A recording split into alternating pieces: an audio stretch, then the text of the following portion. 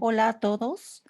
Hoy revisaremos la membrana del eritrocito y específicamente lo veremos como un sistema modelo y como punto de anclaje al citoesqueleto. Los eritrocitos tienen una forma de esfera aplanada y bicóncava. Miden de diámetro 7.5 micras y de grosor 2 micras. Tienen una alta plasticidad. Esto quiere decir que tienen la capacidad de deformarse y recuperar su forma original.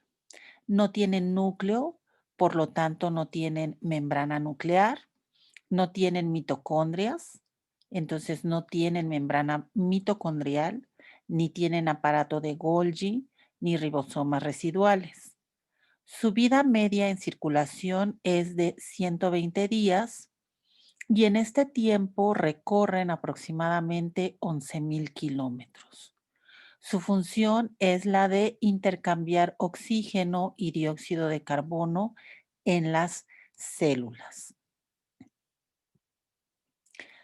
Los eritrocitos se pueden obtener de un individuo por punción venosa y tenemos una sangre completa. Después, por centrifugación, se puede separar el plasma del paquete celular y este paquete celular, después de varios lavados, nos quedan los eritrocitos y estas células se someten a un tratamiento hipotónico. Esto con la finalidad de eliminar todo el contenido citoplasmático y solo quedarse con las membranas celulares.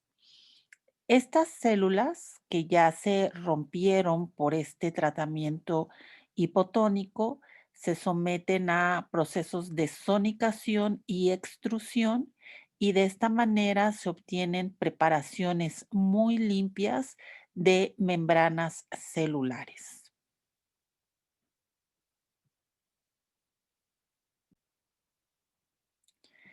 ¿Qué información se obtuvo al estudiar este tipo de células? Bueno, la primera es que se llegó a la conclusión de que la membrana es una bicapa de lípidos, después que la membrana es asimétrica y que hay dos tipos de proteínas, integrales y periféricas.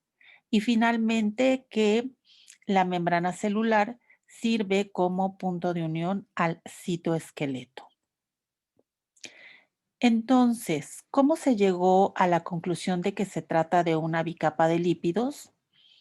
Esto gracias al experimento que realizaron Gorter y Grendel en 1925, en donde extraen los lípidos de las membranas de los eritrocitos con solventes orgánicos y miden la superficie que ocupa esta preparación al extenderlos en un medio acuoso.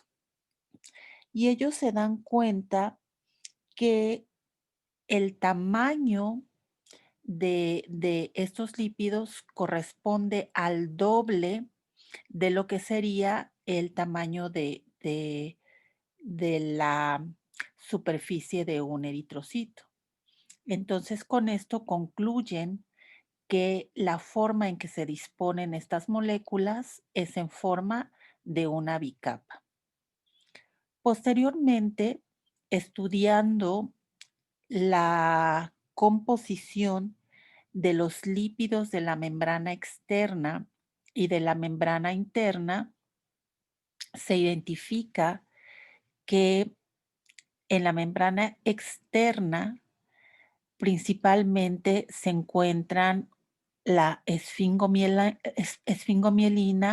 y la fosfatidilcolina y que la fosfatidilmetalonamina se encuentra mayoritariamente en la parte citosólica o en la cara interna de la membrana.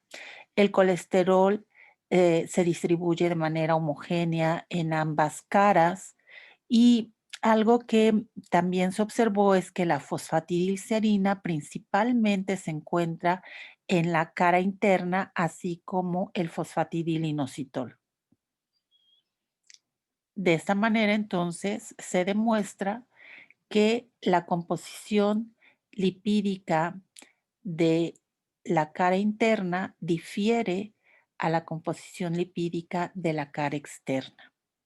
Y aquí hago un paréntesis porque estos lípidos se pueden mover en la membrana celular y los lípidos tienen movimientos de rotación, de difusión lateral, de flip-flop y de flexión. El de flexión no está representado aquí, pero es como si se estuvieran balanceando aquí en la bicapa. Pero este movimiento, el de flip-flop, es importante también para mantener la asimetría de la membrana. Este movimiento está asistido por proteínas de membrana que reciben el nombre de flopasa, flipasa o escramblasa.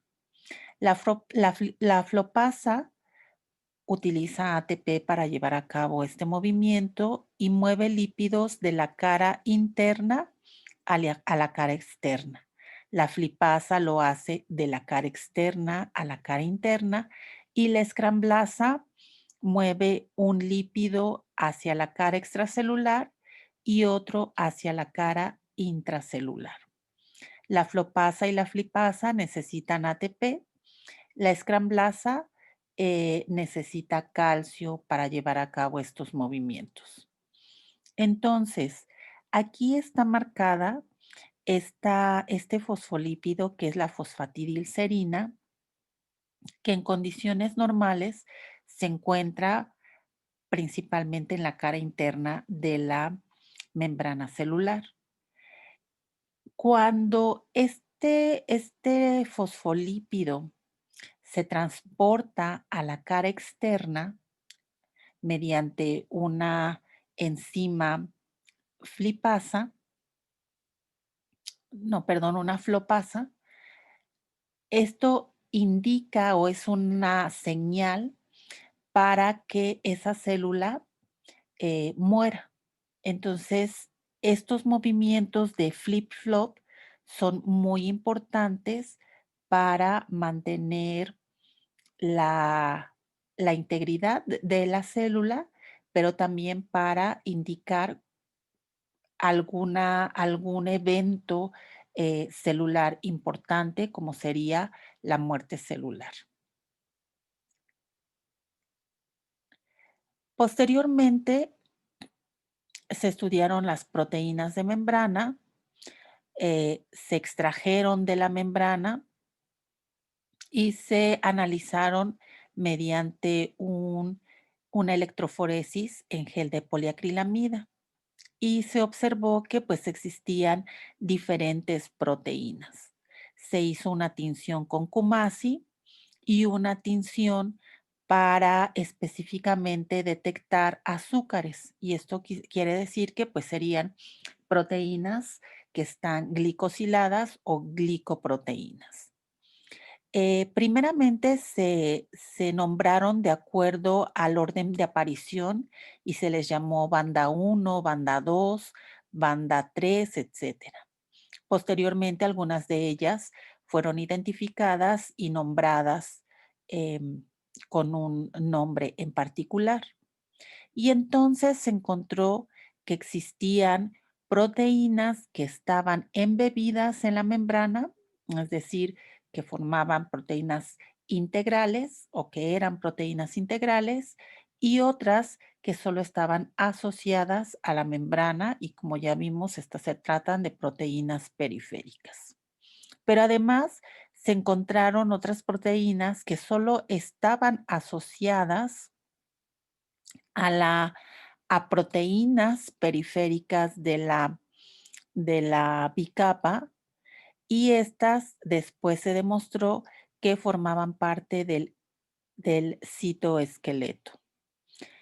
Entonces, aquí hay una representación de todas las proteínas que se lograron identificar al estudiar la membrana de los eritrocitos. Y en esta gráfica, perdón, en esta tabla, se enumeró 8 proteínas como la espectrina, la actina, la anquirina, la proteína 4.1, ¿no? Que aquí están ejemplificadas. Y si se dan cuenta, aquí donde dice integral o periférica está con un signo de interrogación. Es, aquí ustedes van a colocar si se trata de una proteína integral o una proteína periférica y aquí están escritas la función que cada una de estas desempeña.